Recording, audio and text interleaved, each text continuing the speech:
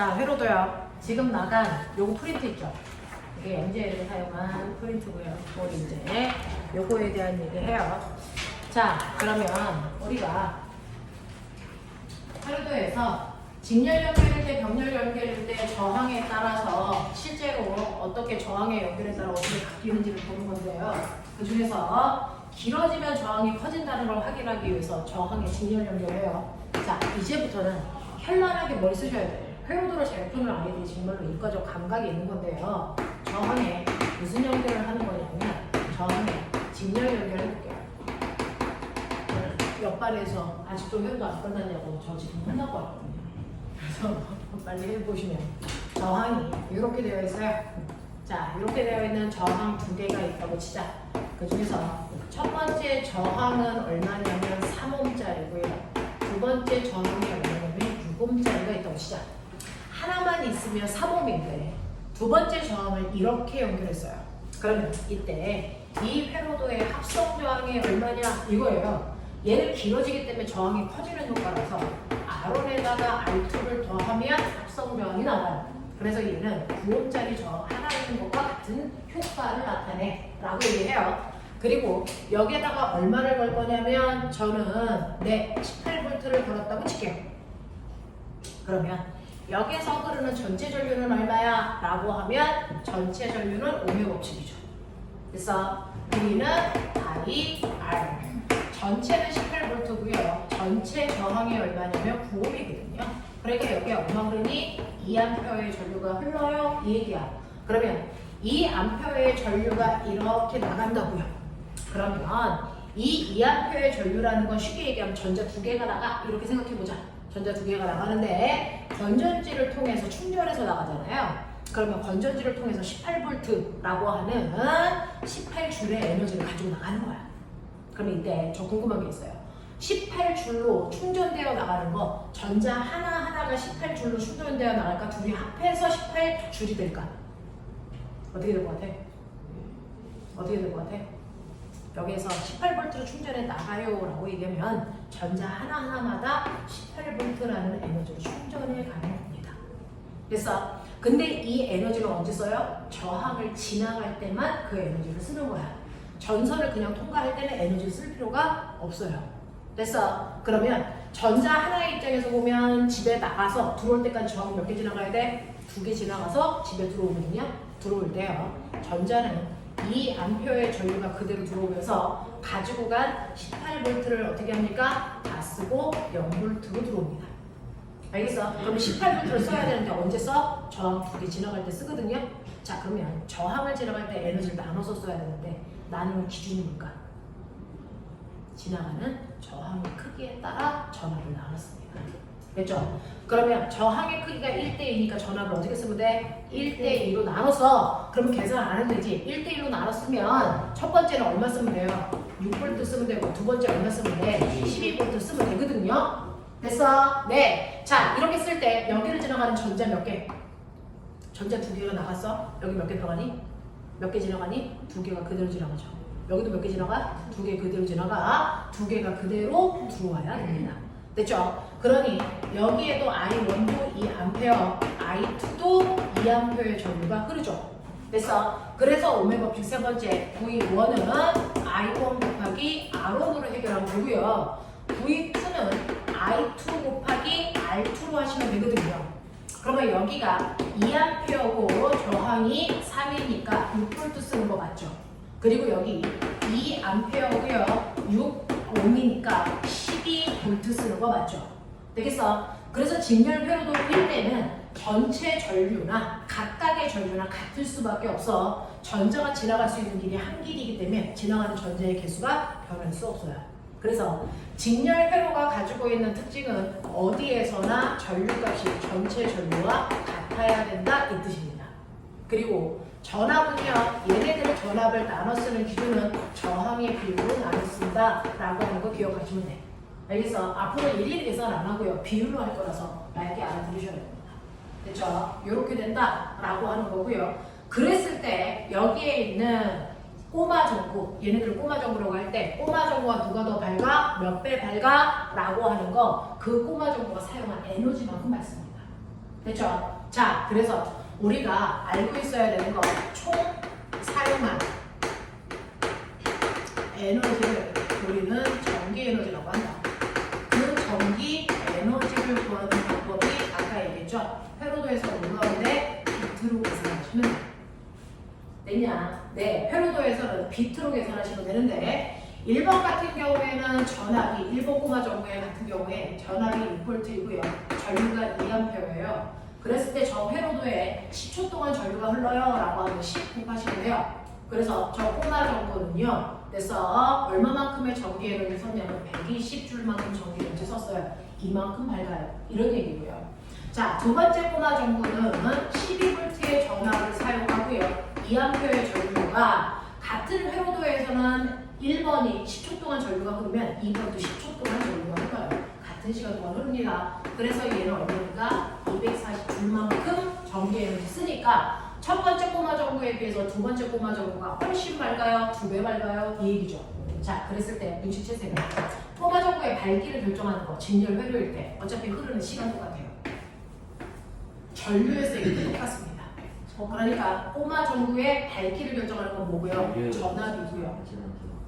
이 전압의 크기 누가 결정합니까? 저항이 결정하죠.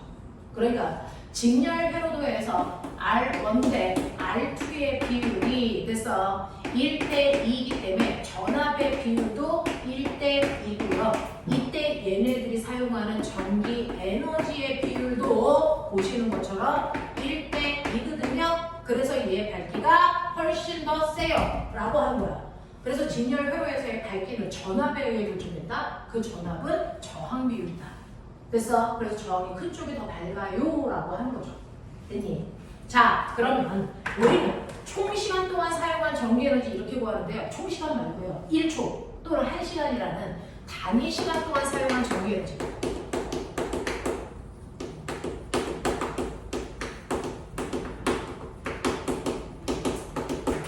단위 시간 동안 사용한 전기 에너지가 이걸 시간으로 나누시면 되거든요.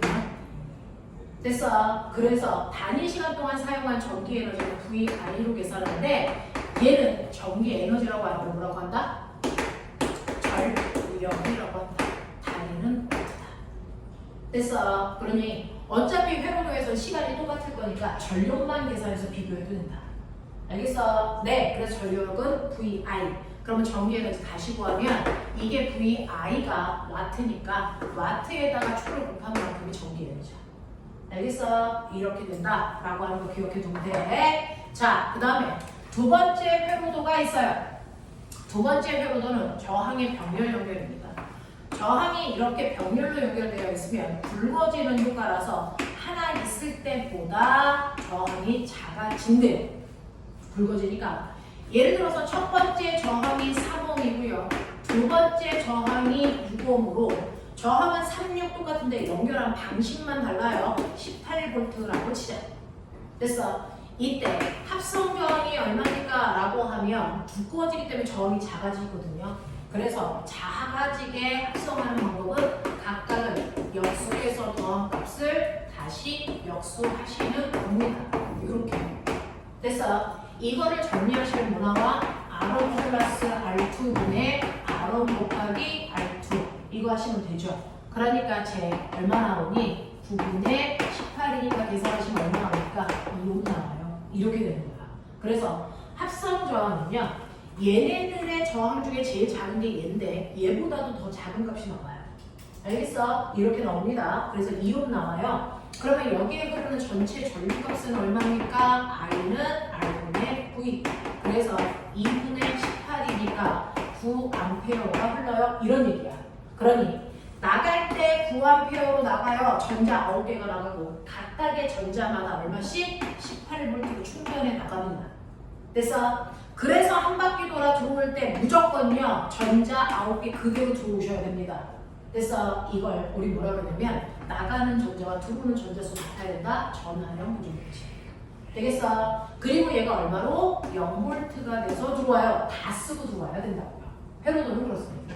됐죠? 근데 보면은 전자 9개 중에 어떤 애는 어떻게 나갔다 들어올 수 있어? 생각해봐. 경우의 수.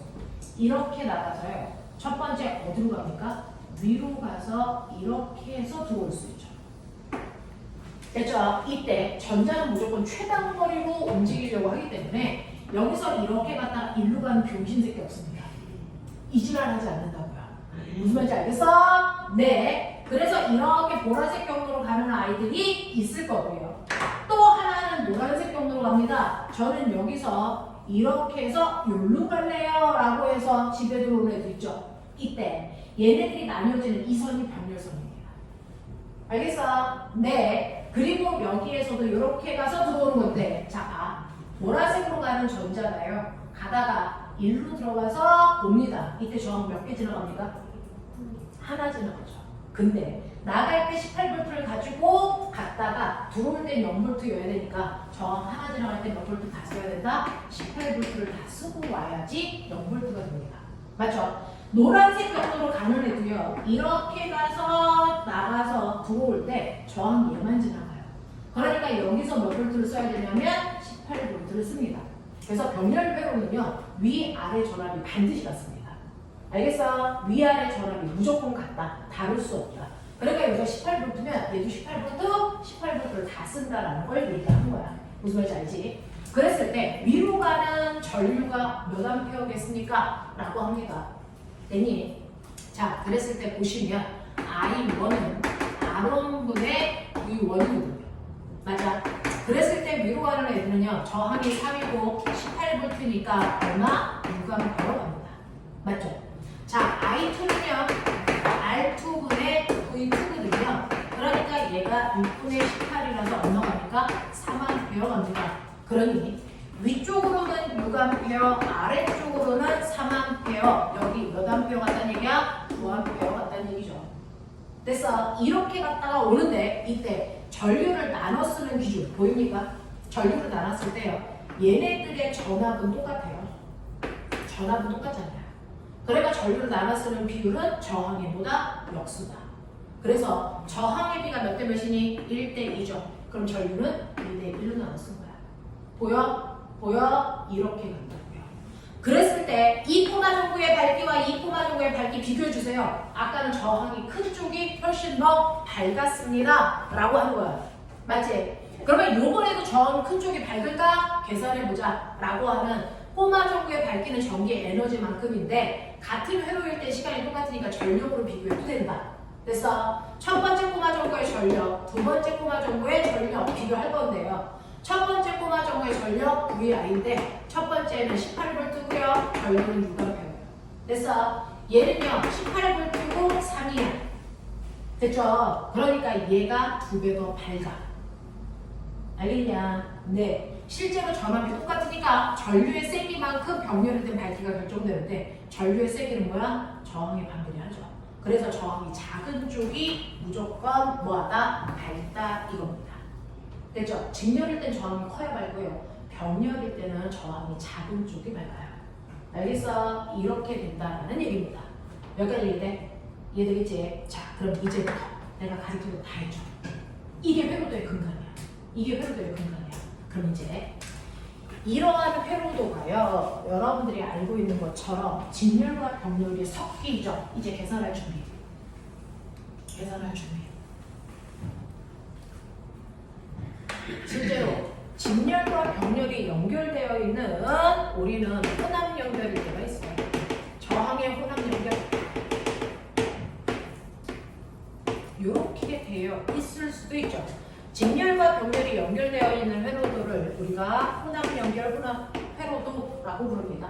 그 중에서 첫 번째 저항을 2옴, 얘를 3옴, 얘를 6옴이라고 칠게요.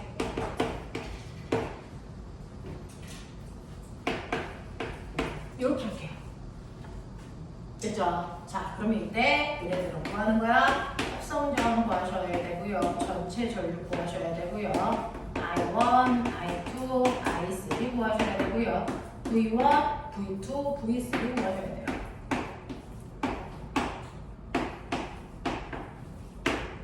되겠어? 네. 그 다음에 다섯 번째로는요. W 전력.